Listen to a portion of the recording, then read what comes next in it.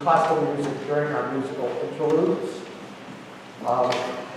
I'm speaking today on a topic that was a crucial pivot point in religious belief that happened in the 17th century.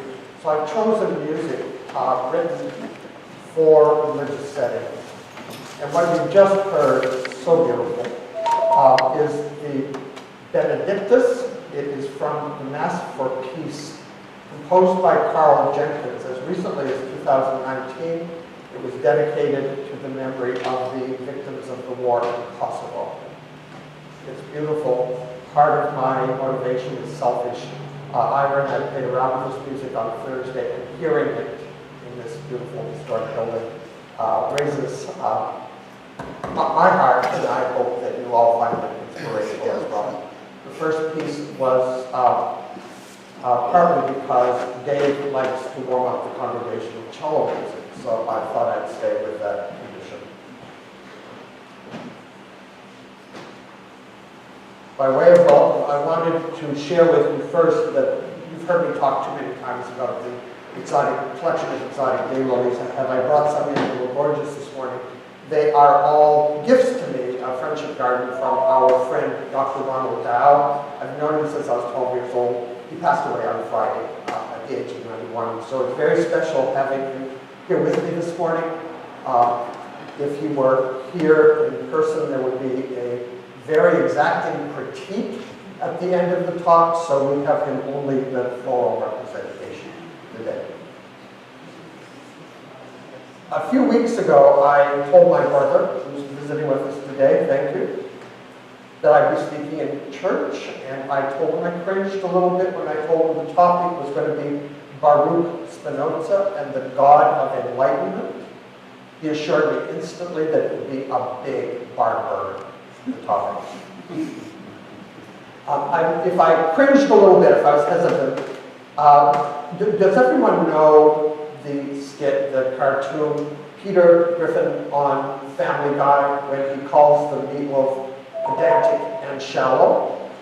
I was just a little bit concerned about the topic for that reason, but truly the work of Spinoza, he wrote one great masterwork in his lifetime called The Ethics. I'm not qualified to represent it in any way academically. Scholars have spent their lifetime on that single book. What I hoped I could do is share with you what it meant to me when I was 21 years old, sitting in a class with only 3 other students in a senior philosophy class. We actually met in the office of the chairman of the philosophy department. And I would say we spent 6 to 8 weeks reading that one single book and discussing it every week.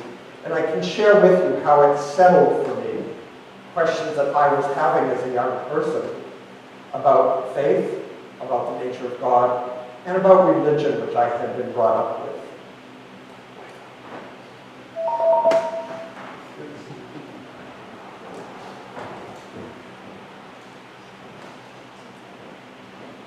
Dave, are you going to join me for the singing bowl?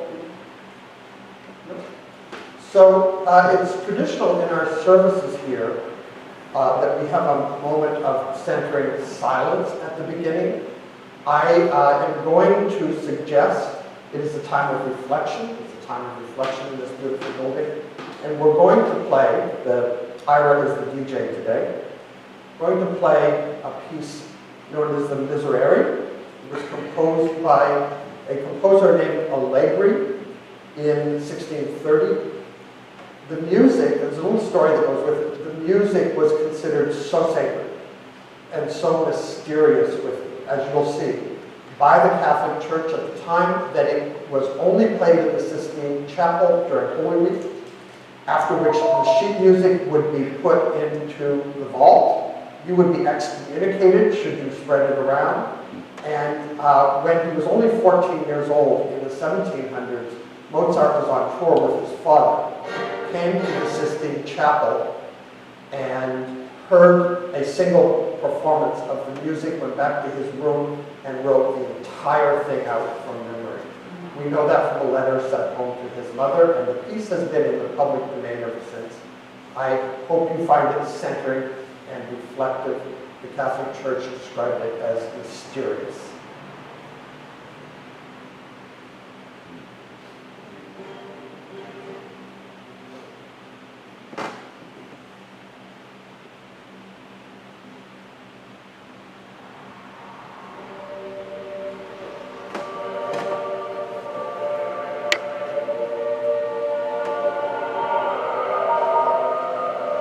Just play a couple of minutes of it.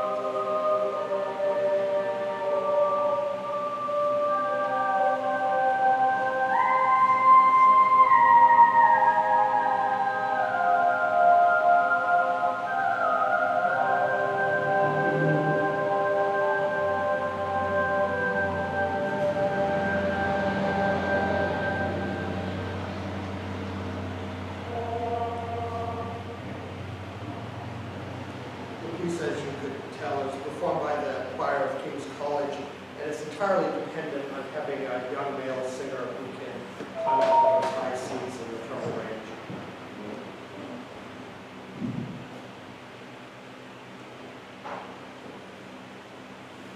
Dave, the Chalice Lighting.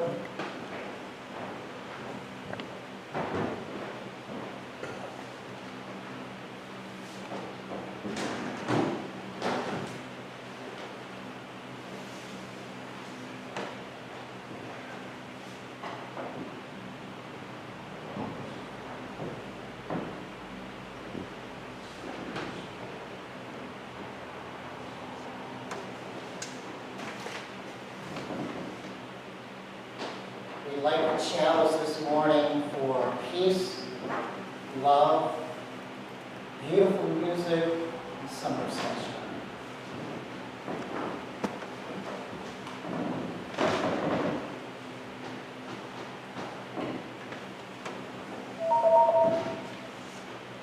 For opening words, it's written in your program as the God of Spinoza. And two things are interesting here. Whenever Albert Einstein was asked, as he often was in public in classes, by a rabbi, in fact, do you believe in God? He always answered, I believe in the God of Spinoza. One of the problems talking about Spinoza is most of the things he is credited for, he never really said. He gave us the pieces, like a professor might teach geometry, but it's your business to know how to build a bridge if you become an engineer. But the words I'm going to read, often attributed to Einstein, really sum up what we can infer from the treatise, The Ethics by Spinoza. And it reads this way. According to Spinoza, God would say, stop praying. My house is in the mountains, in the woods, rivers, lakes, beaches. That's where I live, and there I express my love for you. Stop blaming me for your miserable life. I never told you there was anything wrong with you or that you were a sinner. Read me in a sunrise, in a landscape, in the caring of your friend, in your son's eyes. You won't find me in a book. Stop asking for forgiveness. There is nothing to forgive. I filled you with passions, limitations, pleasures, feelings, needs, inconsistencies, and free will. Life is not a test, not a step on the way, not a rehearsal, not a prelude to paradise. I have set you absolutely free, no prizes or punishments, no sins or virtues, no one a marker, no one keeps a record. Stop believing in me. Believing is assuming, guessing, imagining. I don't want you to believe in me. I want you to feel me in you when you kiss your beloved, when you tuck in your little girl, when you pet your dog, when you bathe in the sea. I am bored being praised. I am tired of being thanked. Feeling grateful? Prove it by taking care of yourself, your health, your relationships, the world. Express your joy. That is the way you praise me. We're going to move the group reading that is in your bulletin to the end of today's service. It fits there thematically so much better. So, Matt, if I may ask you to come forward, and you will take up, you'll be the usher taking up the offering this morning. There is a piece of music to be played during the offering in keeping with the idea of playing music, classical music written for religious settings. This is the Deus Irae. It is from Giuseppe Verdi's Requiem. The Requiem, of course, is a mass for the dead, and if you think it's going to be somber, I suggest you hang on to your seats. It's going to be quite a ride. Let's crank that up a bit.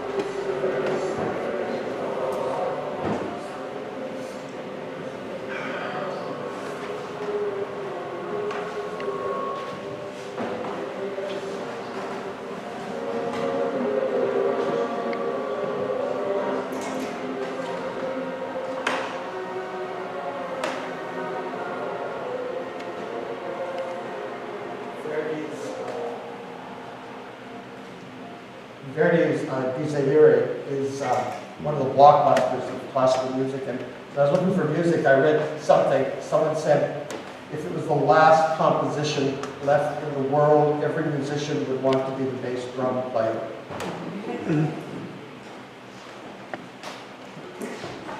Right. The topic today, as I've already suggested, is the rather ponderous title of Spinoza and the God of Enlightenment. I'm sure it's been 18 months, a couple of years, but I mentioned to Dave something I'd like to do sometime, and pretty much immediately had a panic attack that I was way out of my league. But I did read the ethics in my last year of college, and it has really centered my own feelings and beliefs about religion and the nature of God.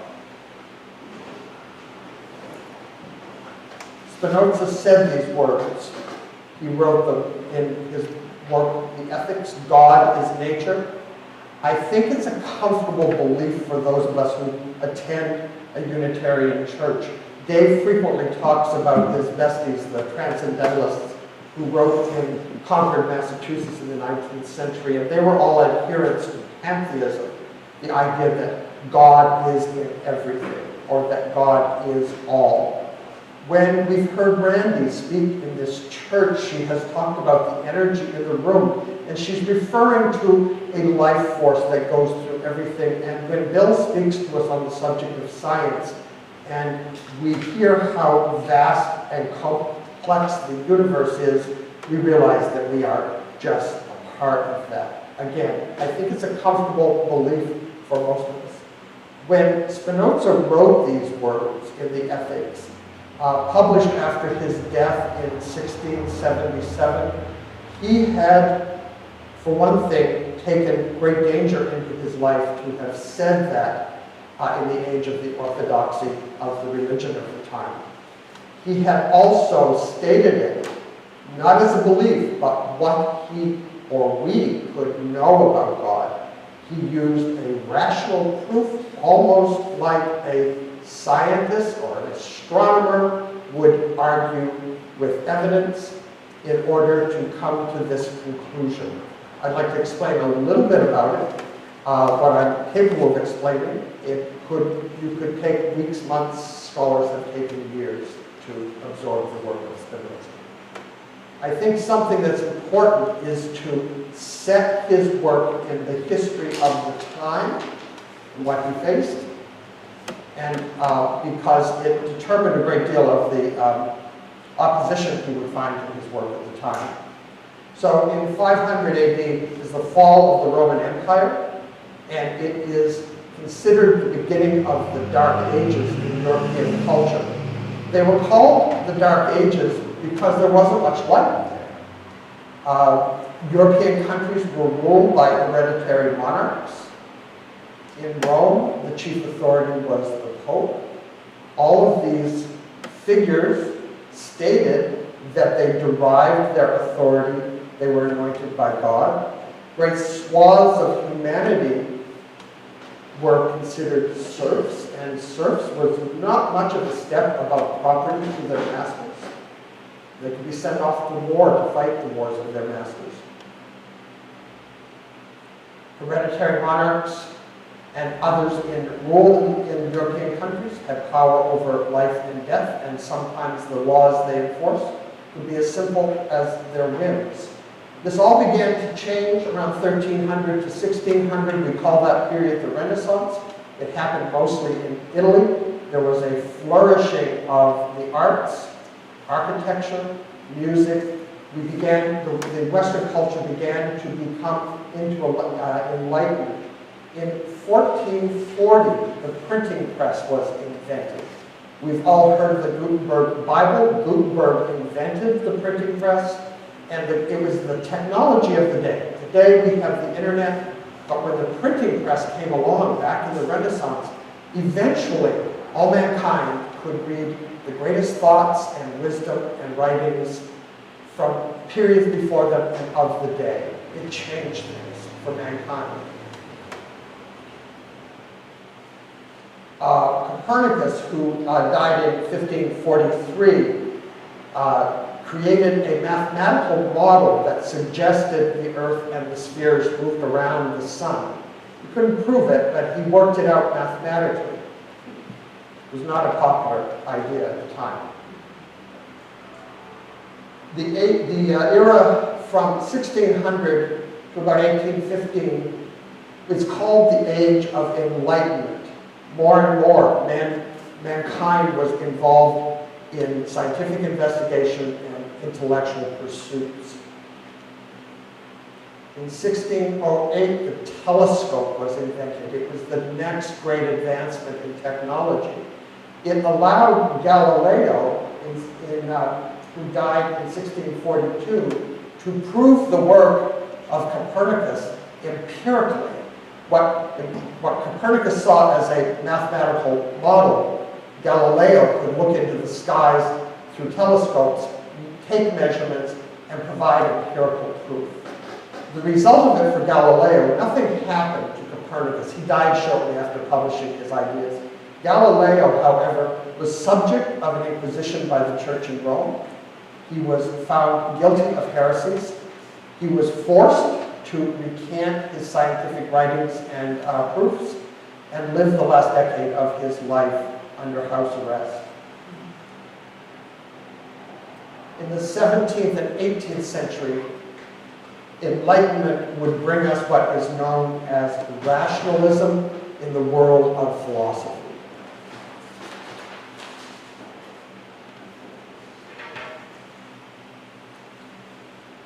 Rationalism in philosophy is the belief that the chief source and test of knowledge is reason rather than other sources such as faith, tradition, sensory experience, or subjective opinion. Rationalists, a method of rationalism is that you start with an assumption. It may be a proposition, and if everything that follows from it is correct, logical, reasonable, then the proposition or assumption is considered to be true. In science, you would have an investigation that would start with a theory or an axiom, and empirically, they can bring evidence to prove that theory. In philosophy, you would start with an assumption, something that seems self-evident, and the word self-evident is really important here. And if everything that flows from that is logical and reasonable, then we assume that the original proposition is correct. That was the format that Spinoza would be taking in his work, The Ethics. The names that you should be familiar with of the rationalists: René Descartes, we'll talk about him in a minute. We're talking today about Spinoza. Another important name is David Hume. Lived from 1711 to 1776, Scottish, and when Benjamin Franklin spent much of his life in Europe prior to and after the American Revolution, he was in Great Britain for 15 years, trying to avoid the American Revolution through diplomacy. One of his friends there was David Hume. He was part of intellectual society in Britain and knew David Hume. And the great philosopher from the period is Immanuel Kant, whose book was called, his really dense and challenging to read book, was called A Critique of Pure Reason.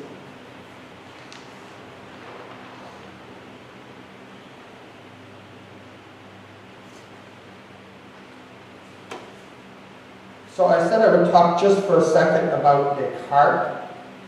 He's considered the father of modern philosophy. And you all know what he said, you've all heard it.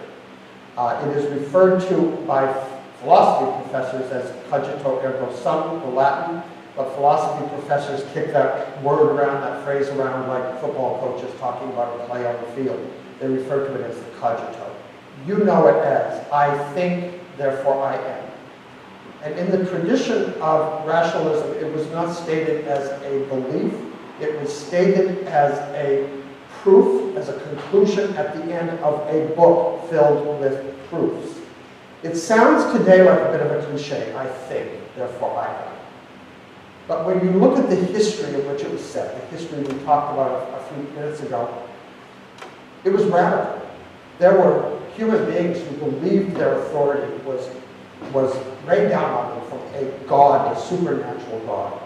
There were serfs who agreed that they were subjects to their masters, and Descartes came along and said, no, you are a thinking individual, and because we all have reason, which he argued to explain how reason worked, It led to the ideas we have today of independent thought, liberties, free will. Him saying those few words. It is considered the basics of rational philosophy. What Descartes did not do was get involved in religion. He set it aside at the beginning of his meditations on philosophy and said it's its own thing.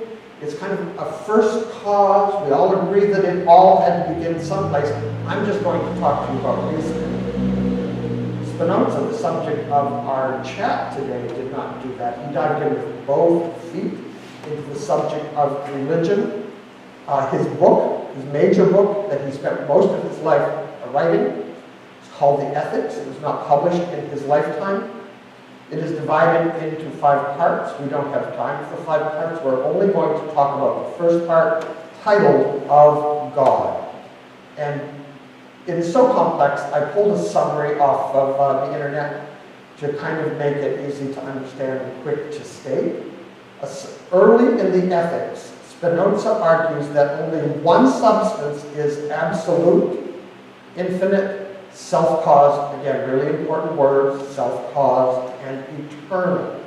He calls this substance God or nature, and he defines these 2 terms as synonymous. Again, the book, The Ethics, this is it, and it's not a statement of belief. Everything he said, that God is nature, for instance, is a proposition worked out with detailed logical proofs. Scholars who have spent their lifetime with Spinoza have tried and failed to find a single error of logic in the entire thousands of proofs in the Ethics. We call his proof the ontological proof of the existence of God. As I understand it, it works something like this. Proven by definition, again, elaborate logical proofs, God has to be perfect. Perfection has to involve infinity or infinite attributes. A finite God would be imperfect, and a finite God would be dependent. If dependent, God would have to have been caused or sustained by something outside of himself, and that Spinoza would say is absurd. He means it's illogical. A God who is everything could not be dependent on outside sustenance. The conclusion from this is God can be only one thing, not a separate thing, and that one thing is all of nature. All of us are part of God. God is everything. We are all parts or attributes. Spinoza ultimately stopped talking about God and he stopped talking about nature. Both of those words have many meanings and connotations, great traditions associated with them. And he started speaking only about substance, the one great thing. Substance, in turn, is made up or composed of modes. To give you an example, plant life would be a mode. And a tree, for instance, is dependent. It depends on water, soil, sun, air. It's not independent, it's not infinite, it's an attribute. Modes have attributes. Motion is an attribute. Reason is an attribute which allows people to conceive many things and form universal notions. And finally, in Spinoza's proofs, there are also the affections, and this is the ability to affect or be affected, and emotions and feelings would be considered affections. I'm going to read one quick proof proposition from Spinoza, just to show you. This book does not read like a novel. It is not a narrative. It is a proposition followed by arguments that prove the proposition before they can then move on and through deductive reasoning to the next proposition. Here's the example of a proposition. It is proposition 11, God or substance consisting of infinite attributes, each one of which expresses eternal and infinite essence necessarily exists. His proofs take pages, and there's several of them. He was going to be sure in the age in which he lived that he didn't just state beliefs that would anger authorities, that would offend the church. He worked through all of these rational arguments, and one of the arguments for the proposition I just read begins with the words, if this be denied. In other words, if you're against it, if you disagree with it, here's what you're disagreeing to. And he did this partly out of a sense of protecting his own well-being. I'll tell you a little bit about Spinoza's life. When he was only 23, his community leaders in the Jewish community in Amsterdam issued a writ called a herem against him, and the censure was the harshest ever pronounced in that community. He had yet to write or publish a single word. He was only punished and expelled from the Jewish community because of the beliefs he was heard talking about. He left Amsterdam and lived most of his life somewhere in the area, in smaller villages, continuing to do what he was doing. In 1670, he published his first shorter book. It's considered kind of a warm-up for the ethics, called The Theological and Political Treatise. And I found this quote, Spinoza's quiet fame only among scientists and philosophers turned into a vehement Europe-wide notoriety and near universal condemnation. He would be branded a biblical critic. He lived away from Amsterdam in villages. He continued to make his living grinding lenses. He grinded lenses for glasses, but he also advanced the technology of telescopes, interestingly. He never recanted or apologized to his religious community, as Galileo had been forced to do, and he did not maintain a Jewish identity or belief in Jewish law. Today, his writing has been called among the most important works in Western thought. A modern biography of Spinoza is entitled Freedom's Messiah. I heard this in class all those years ago. I haven't been able to confirm it in anything I've read. When he was dying, the elders of the Jewish community came to him and found him. They brought with them one of the elder priests of their rabbis of their community and asked him to recant everything he believed. I like the story about Spinoza. He is said to have looked up from his deathbed at the rabbi and demanded to see his credentials. He did not recant. And briefly and finally, talk about where this kind of leads us today. Among the things that Spinoza's work did was it questioned the divine origin of the Bible and suggested that ecclesiastical authority should have no role in secular democratic states. The word pantheism, we all know it, we share it here at the Unitarian Church, meaning God is in all things. The term was first used in 1697 in direct reaction to Spinoza's ethics. I mentioned this today. He called that an important theological piece of information. Transcendentalism. We already talked about Thoreau and Emerson writing in Massachusetts, believing in pantheism. That was in descent from Spinoza. I wanted to talk for a second about the democratic revolutions. The American and French revolutions were directly inspired by the ideas put forward in philosophy that man existed through independent reasoning, free will, and that mankind deserved liberty.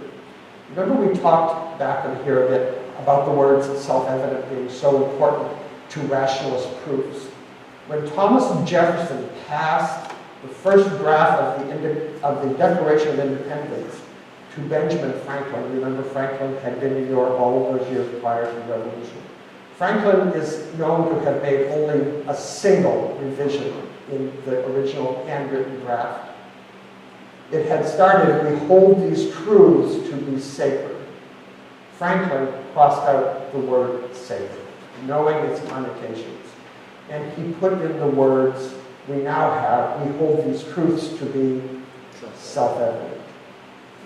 He was making the distinction between the sacred law and secular law.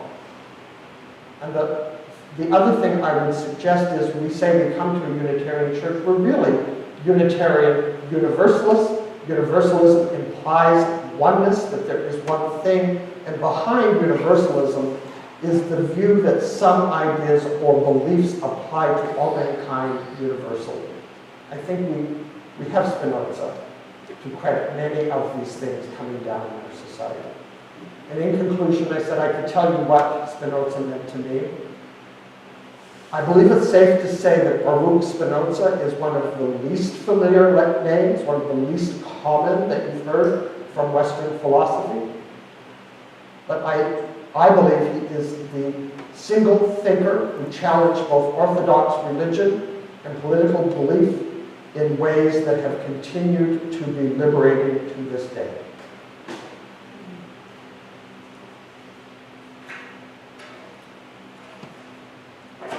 We moved in the order of service the reading to the end. I think it will make a lot of sense here. I'm going to invite my sister-in-law, Gloria Musician. She's going to lead us in the reading. It's number 550 in your book.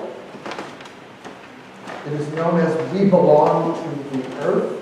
It was written by Chief Noah Self. I think that's the name of it. Gloria will read the regular font, and I hope the group will join in the italicized part. This we know. The earth does not belong to us. We belong to the earth. This we know. All things are connected with the web which unites us. All things are connected.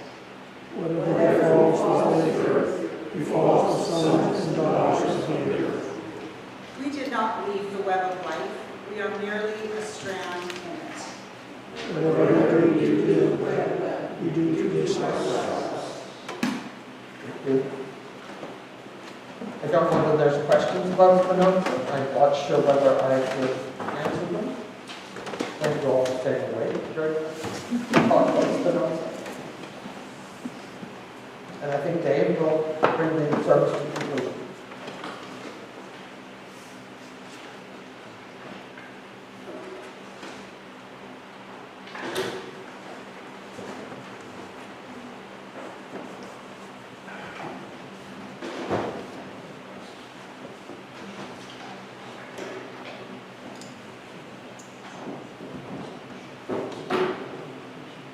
So we do have time for more questions and answers. I think we should I think Steve will enjoy a little interaction with the material before we extinguish the chalice.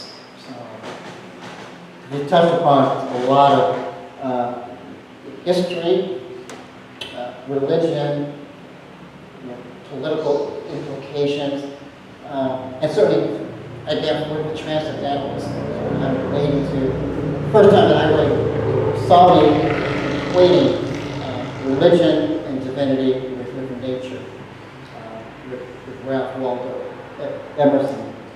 And it goes back all the way to Spinoza. So let's take a few questions and a little conversation here.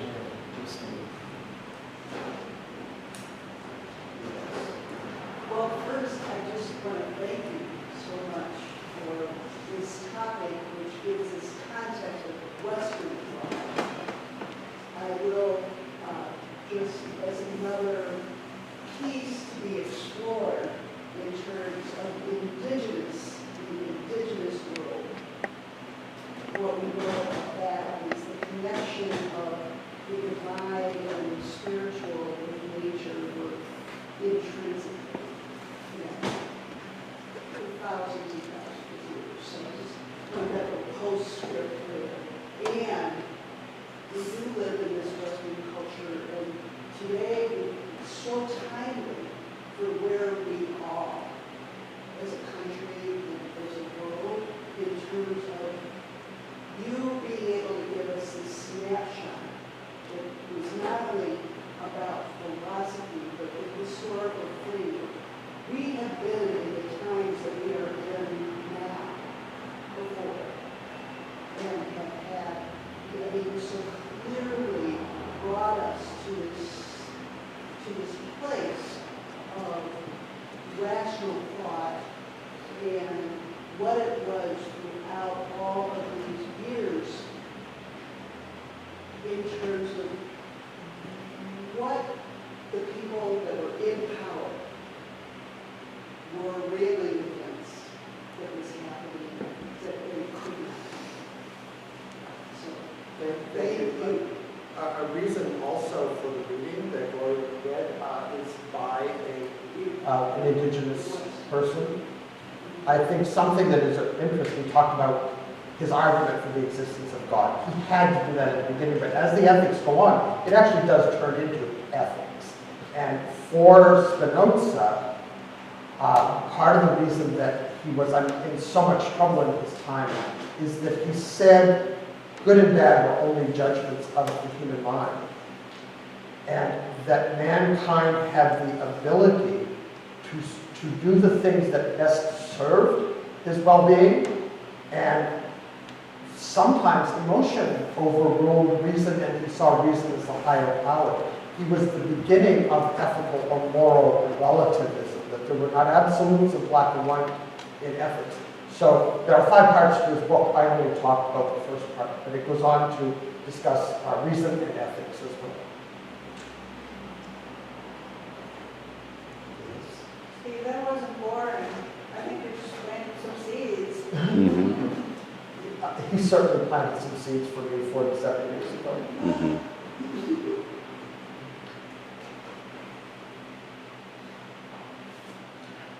Yes?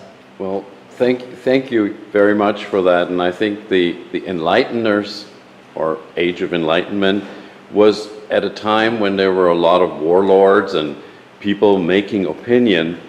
And however, in this day and age, we have an information age where we have all that former information, more information and misinformation.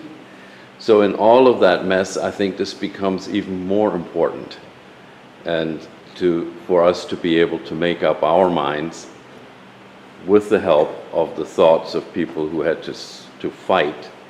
In our information age today, we get easily offended when somebody disagrees with us. Absolutely. Imagine what it was like being rationalists in that particular age. Where you could and just... knowing that your ideas and beliefs could threaten you physically, that you were excommunicated. Galileo, who proved what we know to be true today, was put under house arrest. Yeah, they're Great bravery involved in pursuing intellectual investigation. I hope we get book 2. I'm on. I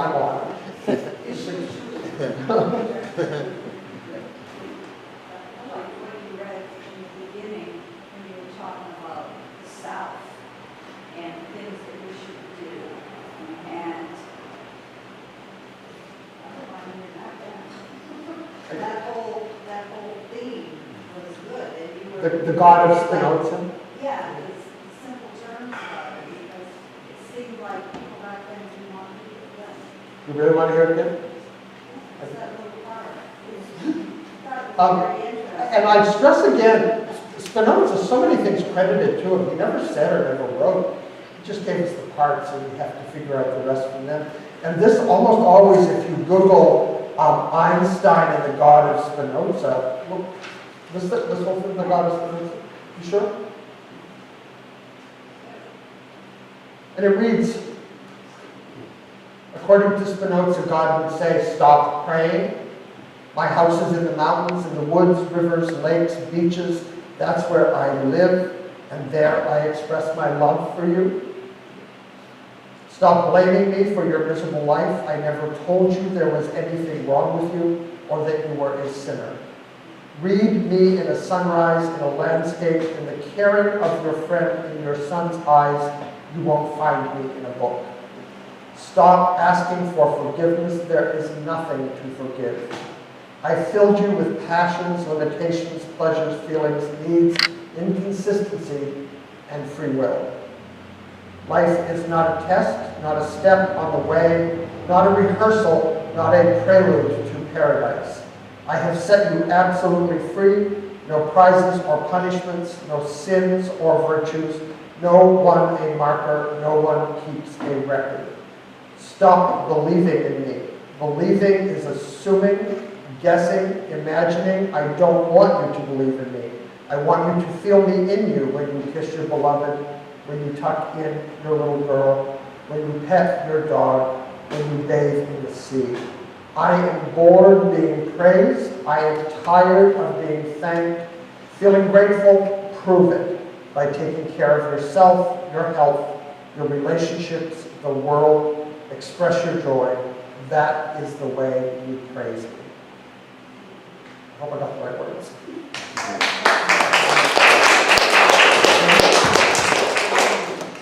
Well, I want to point out the Walt Whitman reading in today's bulletin. Yes. That reads very similar to Whitman.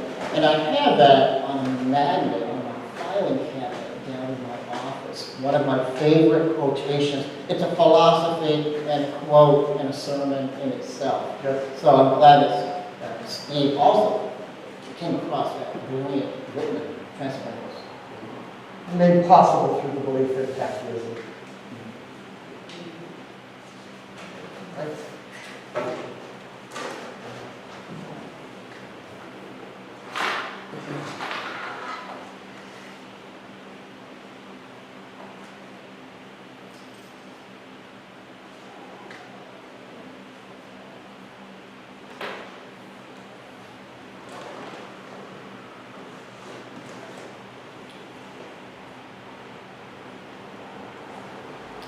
And now as we extinguish the chalice, let us leave this place with inner calm, increased insight, and a renewed appreciation for all that is and all that we are. Amen.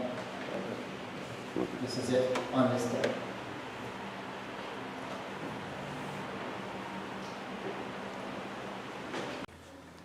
We want to thank everybody for tuning in today. If you'd like to show your support, please hit the like button, subscribe to our channel if you're not already subscribed, and help us out by sharing this message by clicking the share button. If you'd like to make a monetary donation to you, Church Holton, there is a link to our online donations in the video description down below. And again, thank you so much and have a blessed day.